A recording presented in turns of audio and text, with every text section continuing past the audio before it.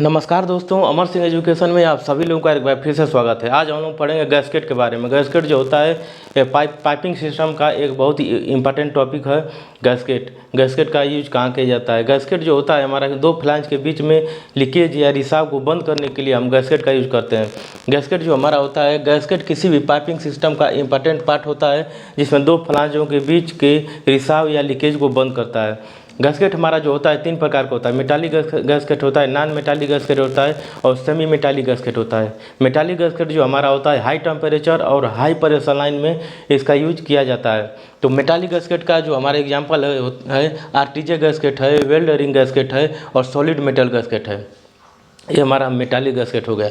और non metallic gasket जो होता है वो लो टेम्परेचर और लो प्रेशर में इसका हम लो टेम्परेचर लो प्रेशर में हम नॉन मेटालिक गैस्केट का यूज करते हैं।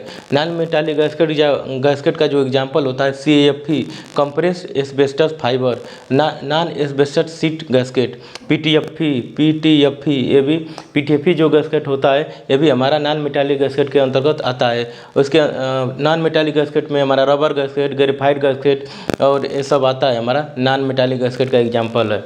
एक बार और देख लीजिए, नॉन मेटालिक गैस्केट का होता है CAF, PTFE, rubber gasket, graphite gasket, ये जो हमारा होता है नॉन मेटालिक गैस्केट के अंतर्गत आता है।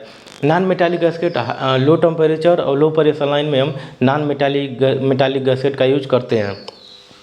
तीसरा हमारा है semi metallic gasket. Semi metallic gasket जो होता है हाई टेम्परेचर और लो टेम्परेचर दोनों में इसका हम यूज करते हैं सेमी मेटालिक गैस्केट का। सेमी मेटालिक गैस्केट के अंतर्गत हमारा सेमी मेटालिक गैस्केट जो होता है इसके अंतर्गत स्पाइरल वुंड मेटालिक गैस्केट आता है।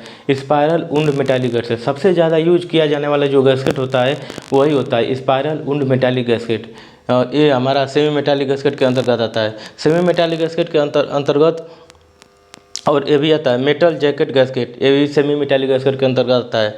और हम प्लांट में हम अधिकतर कौन सा गैस्केट यूज करते हैं, तो हम प्लांट में हम spiral wound metallic gasket use करते हैं। रबर गैस्केट होता है, टेफ्लॉन होता है, ग्रेफाइट होता है, रिंग गैस्केट होता है, ये सब होता है हमारा सेमी मेटालिक गैस्केट। एक बार और देख लीजिए semi metallic gasket. Semi metallic gasket जो होता है हाई टेम्परेचर और लो टेम्परेचर दोनों में हम सेमी मेटालिक गैस्केट का यूज करते हैं। और सबसे ज़्यादा यूज होने वाला जो गैस्केट होता है स्पाइरल वुंड मेटालिक गैस्केट होता है।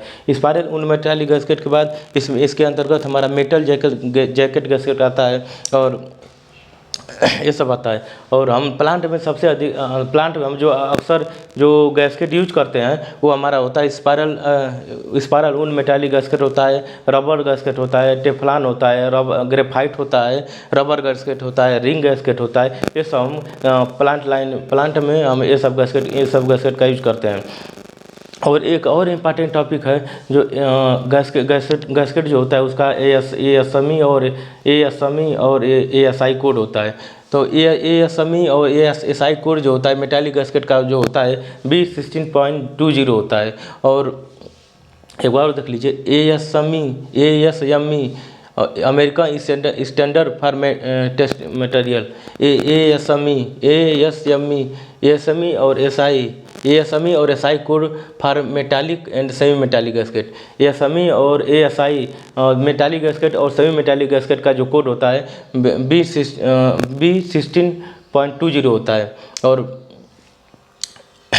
और अगला हमारा हो जाए ASME और ASI code for non metallic gasket का जो ASME और SI कोड होता है B16.21 होता है। एक बार और देख लीजिए ASME और ASI कोड जो होता है मेटालिक और सेमी मेटालिक गैस्केट का जो होता है वो B16.20 होता है। और नॉन मेटालिक गैस्केट का जो ASME और ASI कोड होता है B16.21 होता है।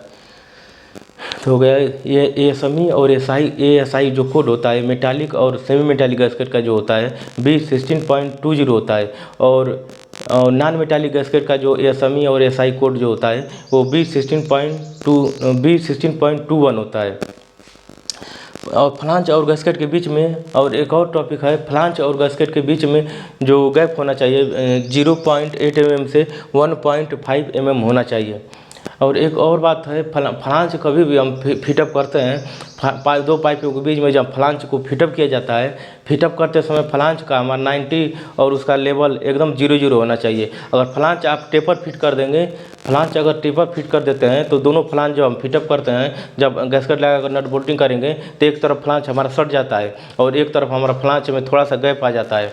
जो गैप आता है तो गैप के कारण ये बाद में वो लीकेज या रिसा होता है। इसलिए फ्लांज कभी भी हमको फिटअप करें तो फ्लांज का 90 होल दोनों 0 चेक कर लेना चाहिए। दोनों की तरफ का 0 चेक कर लेंगे तो दोनों के बीच में जब गैस्केट लगाते हैं तो लीकेज या रिसाव नहीं होगा।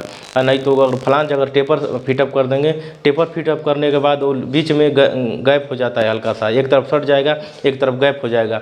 तो इसलिए जब उसको फिटअप करेंगे, नट बोल्टिंग करेंगे तो हल्का सा अगर गैप भी रहेगा ना, तो गैप रहता है तो उसमें लीकेज या रिसा होता है। इसलिए फ्लांज फिटअप करते समय 90 और उसका लेवल और होल सब चेक करके 0 चेक करके फिटअप करना चाहिए। ये हमारा रहा टॉपिक में गैस्केट का। और अगर टॉपिक आपको अच्छा लगा तो लाइक करें, सब्सक्राइब करें और ज़्यादा से ज़्यादा शेयर करें। मिलते हैं अगले वीडियो में, तब तक के लिए नमस्कार।